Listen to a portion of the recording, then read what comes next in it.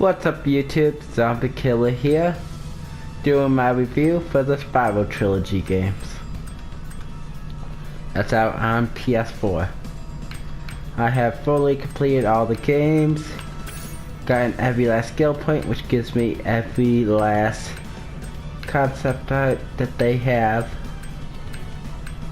Which you can easily see there's a lot of concept art that went into this. This game been made from the ground up, pretty much. Cause they had to use something called Spyroscope that they made to pretty much track everything and remake the game. Cause they had like no code, so it's a full, remake where they made it themselves, not like a up the graphics type thing, but they actually made it. So, anyways. With the gameplay holds up very well to these days. If you are familiar with the old Spyro Trilogy, you'll be right at home with these games. Controls have definitely improved since the original. A lot of the harder missions been made easier. There's even some cheat codes. Which apparently it says your cheat codes. Nice. But anyways. So, the game had a lot of different challenges. As you see, and there's 3 completely separate but together games. Same cheat codes, work on all games, everything. No cheats carry except for 99 lives. But, you pretty much run through the levels with a charge. Press circle for flames. And you can glide stuff for the basic one down. Which, if you want to see more of the game, feel free to check out my Let's Play series where I beat the game fully for more of an idea, but there'll be special enemies,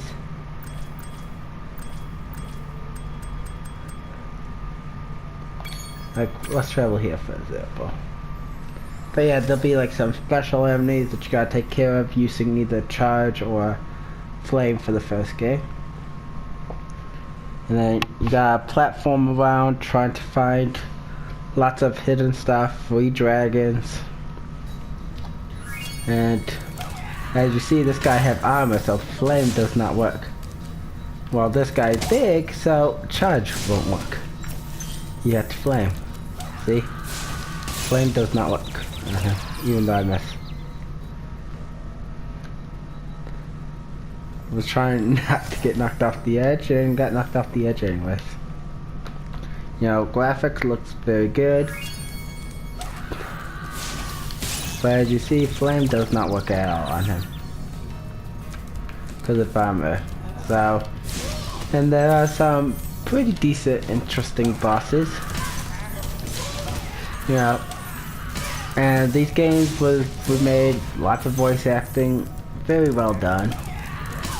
You got Sparks the Dragonfly that's with you, which, as you'll notice, when you get hurt,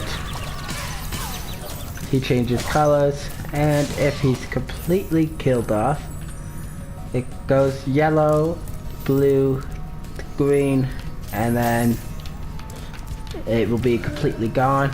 If he's completely gone, like this, you're one hit till you die.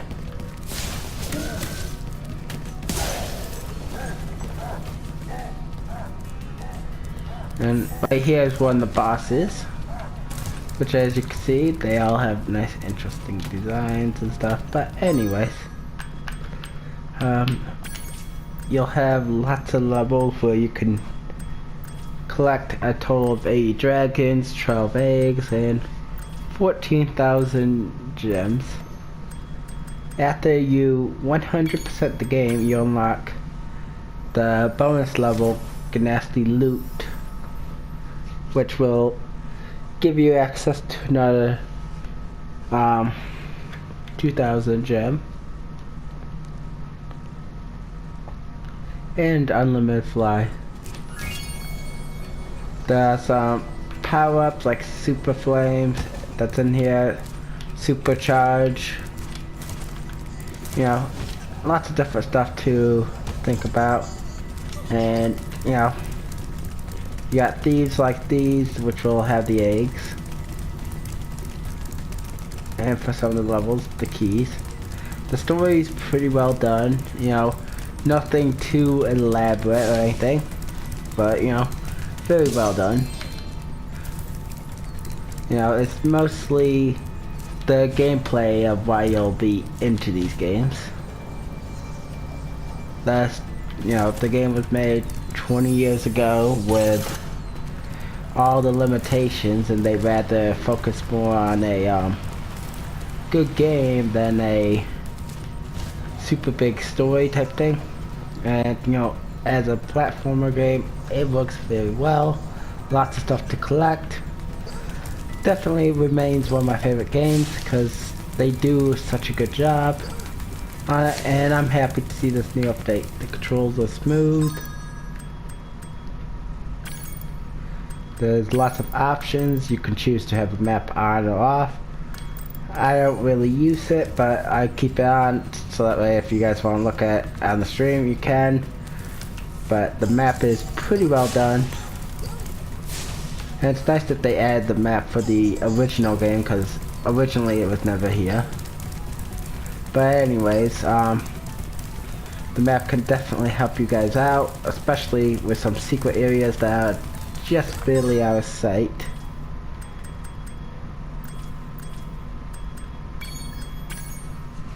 But, you know, a lot of dragons have interesting stuff. There's speedway challenges, which I'll get into in a second. Power-ups and stuff. I'll demonstrate the super flame real quick. But yeah, lots of little hidden challenges and stuff. Oh wait, I went to the wrong one. I meant to go to Haunted Towers. What? Lots of cool levels. And really, Toys for Bob did a very good job remastering it. Trying to keep, you know, the voice acting top notch. They, you know, did not just use old audio clips. They actually paid, you know, voice actors to do it. They got the, originally Spyro 1 was voice acted by somebody different. Then Spyro 2 and 3, Tom Kenny took over voice acting, which they got Tom Kenny to, which here's another new feature with like changing colors, but right now I got Super Flame, which will destroy anything that flame wouldn't. But yeah, like I said though, they got Tom Kenny to reprise his role for the second and third game while taking over the roles for the first game.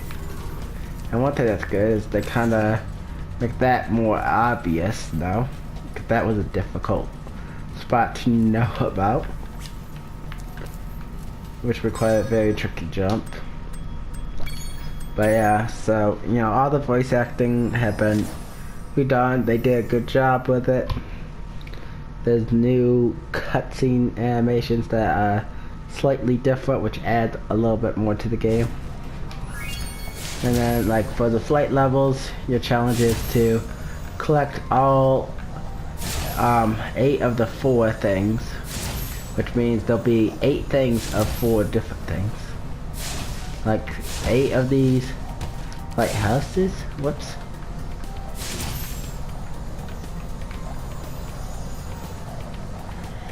Like this. And then it's all collected. 8 treasure chests, all that stuff. And you can fly around. And by pushing the buttons, you can do a loop-de-loop and stuff, which is pretty cool. But yeah, your challenge is to collect all of them all in one.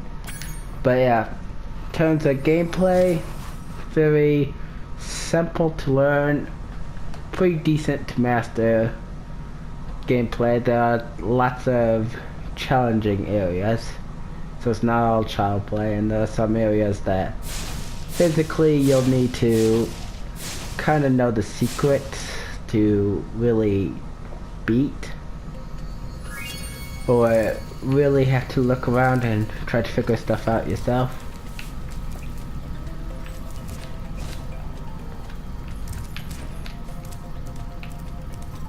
There's this secret hidden area, by the way. It's a skill point to get in here. So yeah, you know, the game holds up very well. Lots of different unique stuff for the worlds. You travel from world to world using the balloonness. You can go back to places that you've been to through this menu. And if you die, you lose a life, and if you lose all your lives, it's game over. And pretty much, you know, it's a pretty good game. The first game did some really strong, solid stuff. Second and third game improved. But, you know, the first game was pretty good for its day. Especially now that it's been remade with all this graphics, it competes a lot better with the second and third game than what it did originally, because originally the graphics for the first game was noticeably worse than the second and third game. But, you know, all in all, it's a good game. I recommend, you know, for this, I would say 10 out of 10. Recommend with Spyro 1. And let's go on to the second game.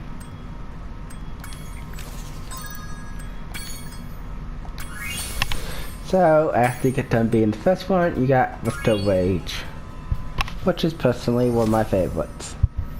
I was always a big fan of the second game. In my favorite category, it would go second, third, and then first game. I kind of like the second game a little bit more because of the in-game reward, which would have been nice if they gave it to you, but pretty much all you get for completing everything in the first game is a cutscene. Which, although is cool, I'd rather get the Super Fire Breath, which will make a new gameplay a lot more fun. But the second game expands upon story. It's its own separate standalone story.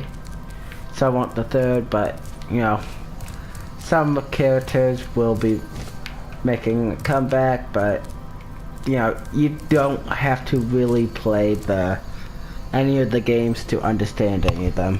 You can just pick up Spyro 1, understand it all, Spyro 2, understand it all without Spyro 1 or 3, and Spyro 3 and understand it without Spyro 1 and 2. So there's no need for knowing all of them to really do good. You can hop in any game.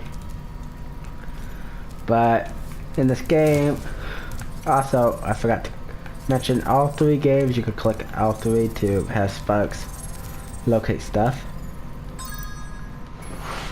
Let me turn off these cheats real quick.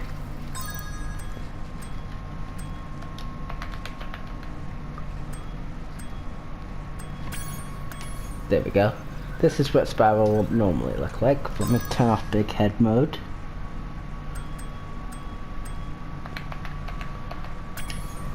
There we go. Alright, so this is what Spyro will normally look like.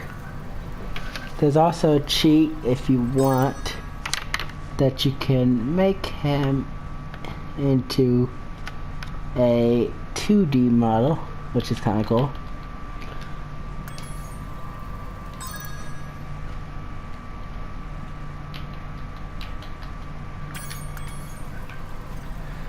Which will make him super thin, kind of cool. And one thing I like about the color change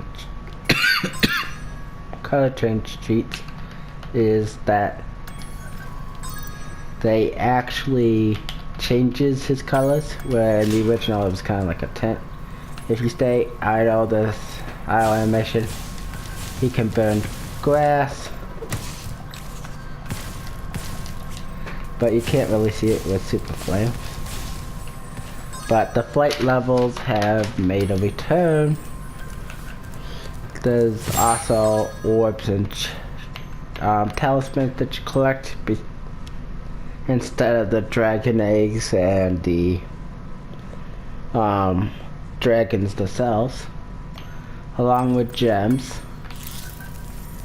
You also got the inclusion of somebody by the name of Moneybags, which is the bear, which will, you know, require some gems to do certain stuff to help you out. Like if you want to unlock this world, you gotta pay him a small fee, as he'll say. Which I thought Moneybags was a good addition, because in the first game, there was only the balloonist that would help you out, which he'll require, you know, a specific amount of money collected, or dragon eggs, or gems, which kind of seemed funny because he would never take anything, so it kind of like, why do you care that I have so much gems just to continue to the next world? Come on. Where it kind of makes it more, seem a little bit more realistic of why you would be grabbing all the gems and why they would want the gems. And with the orbs, they power up stuff, so it kind of, you know, gives you a reason to want the orbs. And with the talismans, you need them just to progress to the boss fight of the area. So, you know, they give everything a good purpose instead of just pointlessly collecting like they do in the first game. There's lots of different challenges to get all of these orbs. And when you complete a level, you'll get the talisman, but only for summer forest and autumn. Winter tundra is the last level of the game, and for this you'll just get orbs for completing it. You're up against Ripto, which is the boss, 3-stage boss, and after you fully clear the game, you'll have access to Dragon Shores, which, you know, you don't have to 100% collect everything for access, but you do have to collect a lot of things to access it. And then if you 100% collect everything, you'll get this door to open, which will unlock the permanent super flame. And then here you'll have little mini games that you can play for tokens. Get 10 tokens, and you unlock the theater mode where you could watch any cutscene. But right here is what my bags look like. That Ripto has caused enough damage. All his meddling has cost me a fortune. If it wasn't for Spyro, I'd be bankrupt. Oh, if Ripto were here, I'd give him a piece of my mind. In fact, I'd give him a lot more than that. I was a champion bantamweight boxer. But anyways, so if you want to watch the cutscenes, you can. The graphics have definitely been good. But that's cool little new stuff that they add, like you can see here for the Reignited Trilogy poster. You know, they really decorate some of these maps to look a lot better. You know, like little tiny touches like that, you know, just to make it look a little bit cooler. But, you know, let me go to Glimmer. But yeah, there's now a super flight power-up added to the game. And invulnerability. Spyro learns some new skills. He can swim, climb, and do a head bash.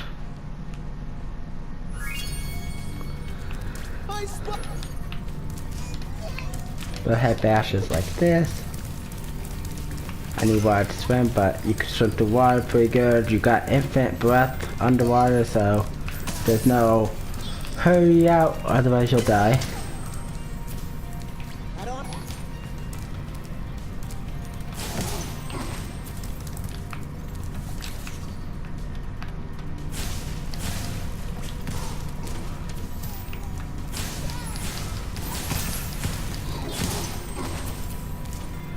And then instead of the enemies dropping gems like they do in the first game, they'll release the souls, which you'll need so many souls to activate the superpower.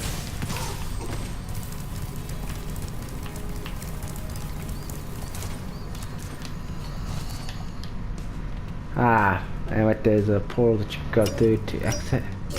There's nice intros, outros type scenes. And, you know, pretty good stuff. When you touch one of those power-ups though, they last for a limited time. I was trying to show you, but I accidentally went to the exit portal. But, anyways. All in all, I would say second game's very good, improves upon the original, adds a lot more newer stuff, and the nice incentive to 100% complete for permanent super flame's good. I haven't started a new game yet, but I know in the original, if you go for a new game, you will, you know, like for Spyro 2, you will keep that super flame for the next playthrough, which I'm pretty sure they'll probably keep it the same, but I haven't done a second playthrough just yet. But as you see, you can swim through water, get to areas, there's a secret gem here. You got little gliding challenges, lots of new characters, way more voice acting and everything, you know. Way more story driven than the first game. Because in the first game, pretty much it's, you know, Nasty's frozen all the dragons, you gotta go defeat him now. You know, pretty simple, basic plot. But, looks, you know, you don't need nothing too complex. But the second game improved upon that. But right here is, is a speedway thing, so the back. Right here is Allure, which is one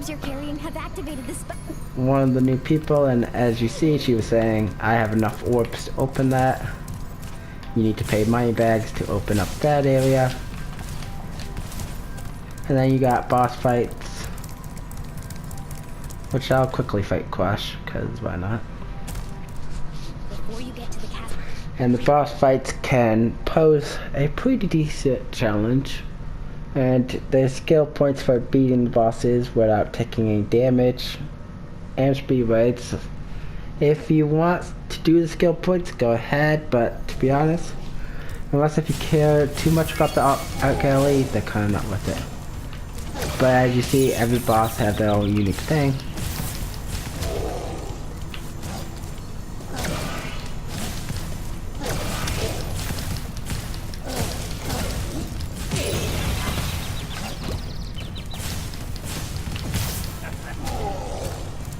As you see, not child play to beat, you gotta actually kind of think a little bit. This guy's completely invincible and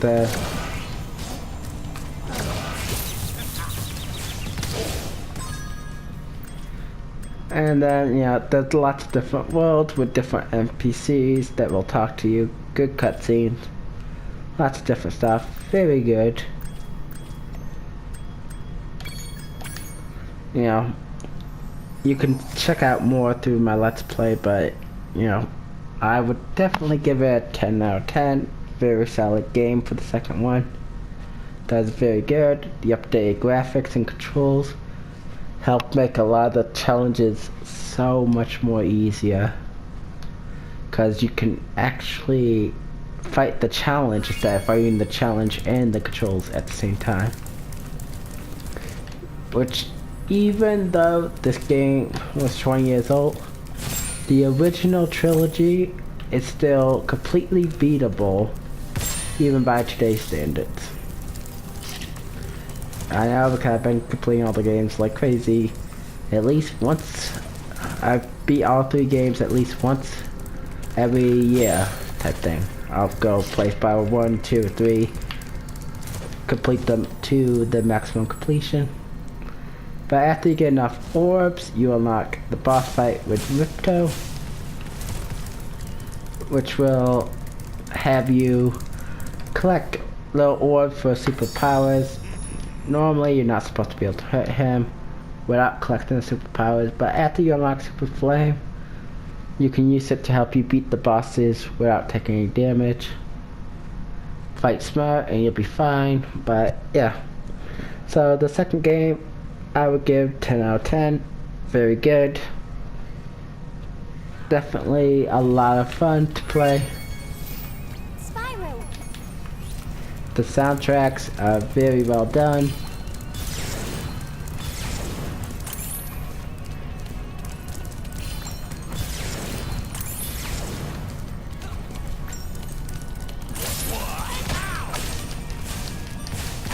Let's see, this is a little example of the temporary stuff, but because I have permanent super flame, I can just go like that.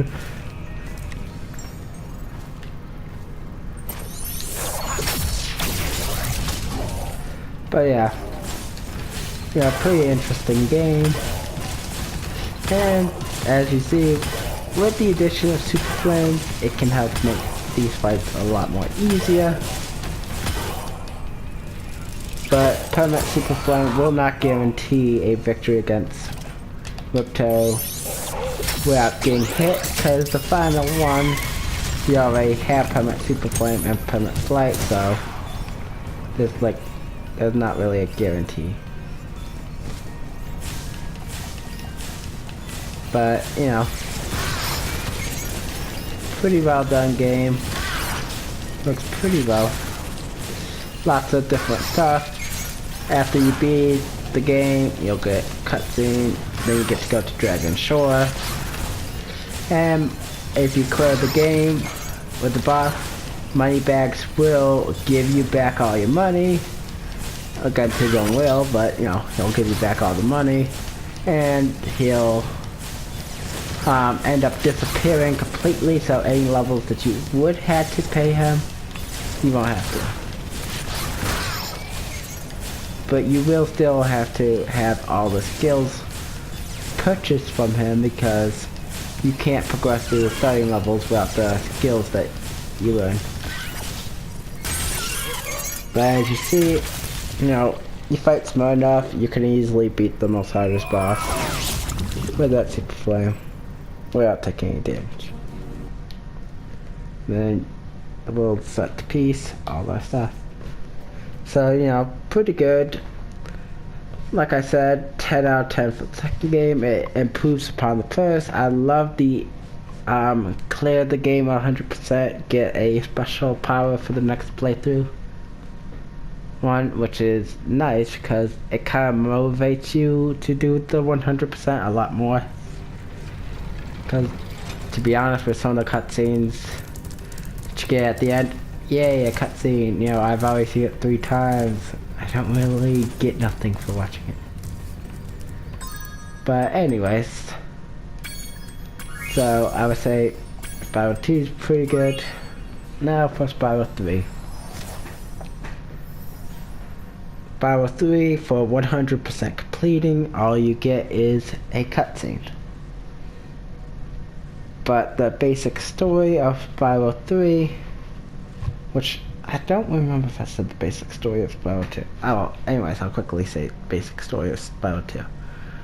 You get summoned by 3 people to help them out with defeating Ripto. You work hard to beat Ripto, and once you get rid of Ripto, it's off to Dragon Shores for your vacation. Basic, simplest version of the story. And then with Spyro 3, you'll have, for your collectibles, just gems and dragon eggs. So this is the only game without 3 types of collectible, just gems and dragon eggs. There's a total of 150 dragon eggs and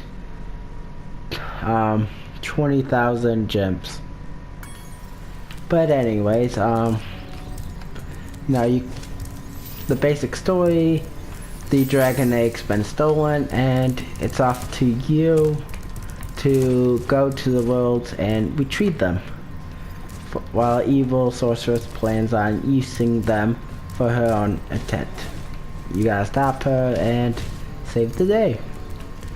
But in addition to all that, My bags is back for buying more stuff, but also instead of you already have all your skills from the second game, so you can already head bash, climb, and swim. So instead, my bags have new allies for you, which will help you out. Each ally have their own unique looks and capabilities. Like Sheila can do a basic double jump, a super jump, a kick, and a dash type thing. Sergeant Bird, who's your next ally, can fly around, shoot rockets, pick up stuff with his feet to drop bombs.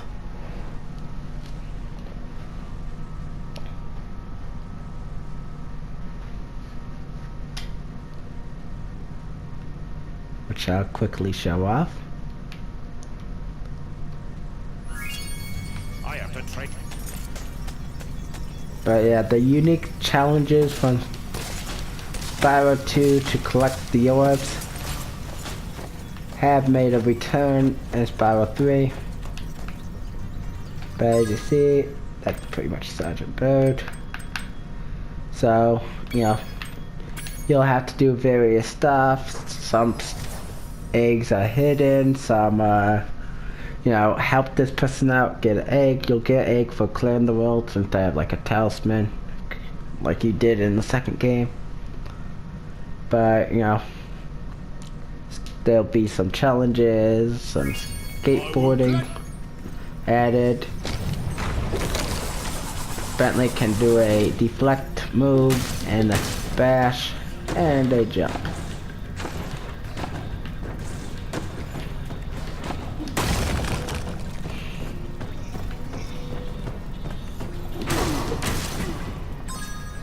And the last one is Agent 9 that you unlock.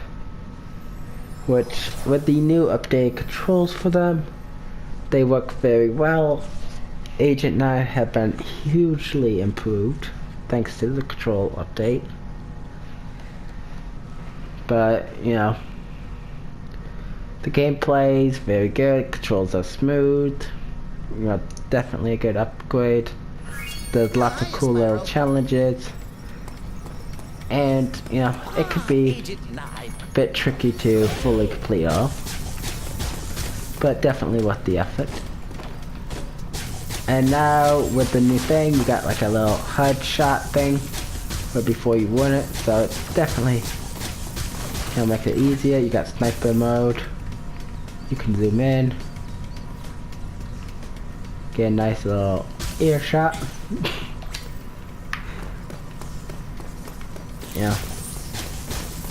Agent 9 have little bombs that he could pick up and throw, which could destroy stuff. Which they updated the bomb gameplay too.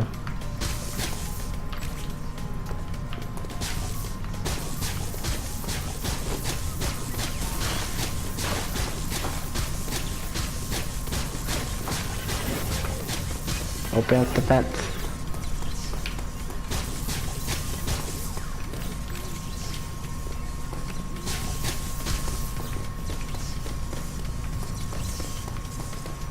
The big little things to shoot. Come on, Professor, open up the fence.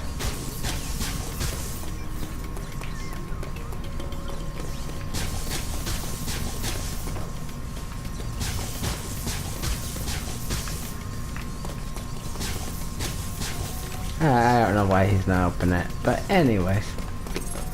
Gonna quickly grab a bomb to show you, but pretty much you push square, you can quickly throw them.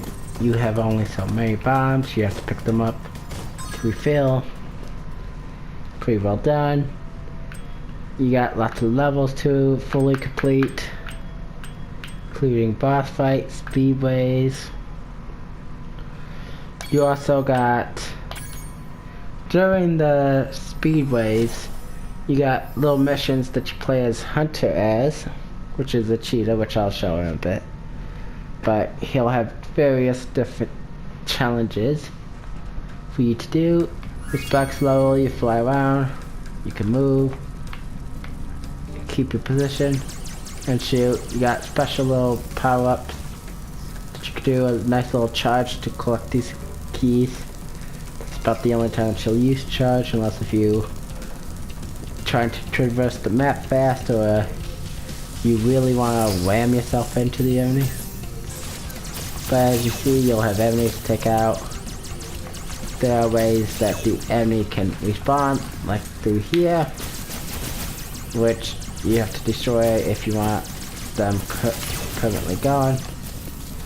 As you see, you can ram through to hurt stuff, but it does damage you.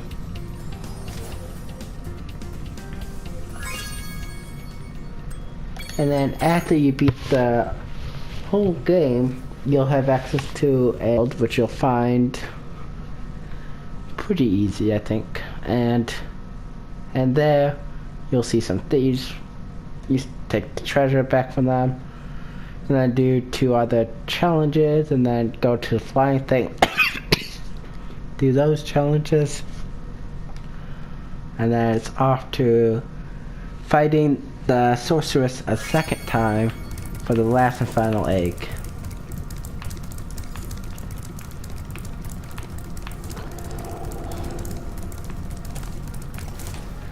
Which is up there is where the sorceress is. A lot of interesting challenges. Skill points make a return. Some of these can be a pain to get.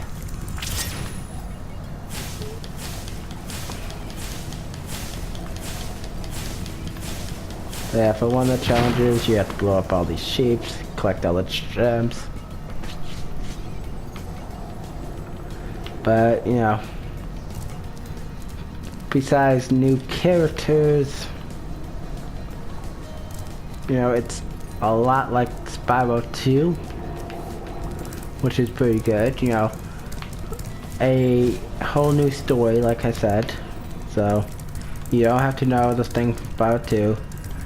A few of the characters make a comeback, but if you don't know them, it's not a big deal, because you'll get to know them from here too. So all in all, I would give all 3 games a nice 10 out of 10. For $40, you can pick up this game. If you live someplace else, it will be whatever $40 would add up to in your currency. But yeah, you know, all 3 of these games hold up very well, do a good job. Definitely a lot of fun. There's a nice platinum trophy for each one. So Spyro 1 have its own trophy, Spyro 2 have its own trophy, Spyro 3 have its own trophy. So we're getting this game, if you fully do all the stuff for the platinums, you'll get 3 platinums, which is not a bad deal. There's lots of different stuff, and as long as you pay close attention to the worlds and, you know, and the characters and stuff, all the trophies should be easy enough to try to figure out. Like, for example, one of them will say, you know, duck and cover, avoid attacks from Bob, which is as long as you know who Bob is, you'll know which level to go to do. The art gallery, like I said, looks really nice, and you only unlock it through the skill points. So if you want to skip doing the skill points, because they have some of the more harder challenges in the game, then go straight ahead. It won't really hurt you that much. But right here is Hunter.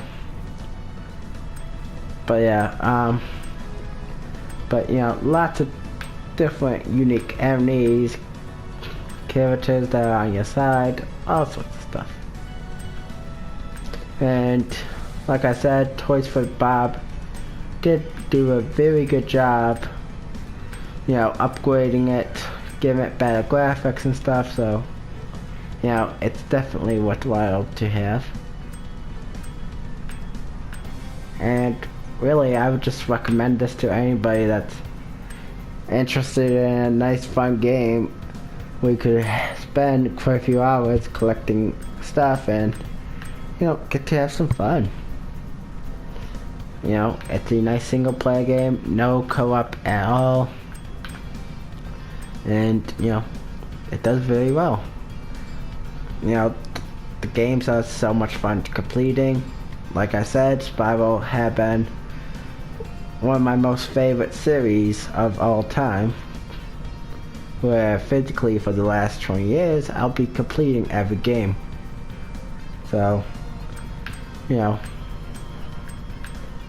it's definitely a good gameplay series. And there's all sorts of different, like, Easter eggs, like there's Tomb Raider reference, Crash Bandicoot references, and stuff. Which is good. But all in all, I would say, for the price that it is, definitely a steal to get. So I would highly recommend, if you're interested in any platformer games, or just think that looks sort of good, to give it a try. It's not any bit bad. It's one of the best collecting games I have ever played, and let's face it, there's a lot of them that are kind of like tedious collecting games, but Spyro, it feels pretty good. Don't feel like they're just pointlessly littering the screen with tons of stuff. It all feels connected and stuff. And then, like I said, you got multiple save slots. And as you can see, you get a good idea about how much time you use to clear the stuff.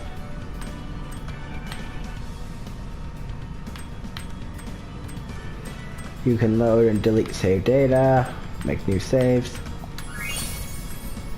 And, it's done pretty well. I would highly recommend the Reignited Trilogy. I give it a 10 out of 10.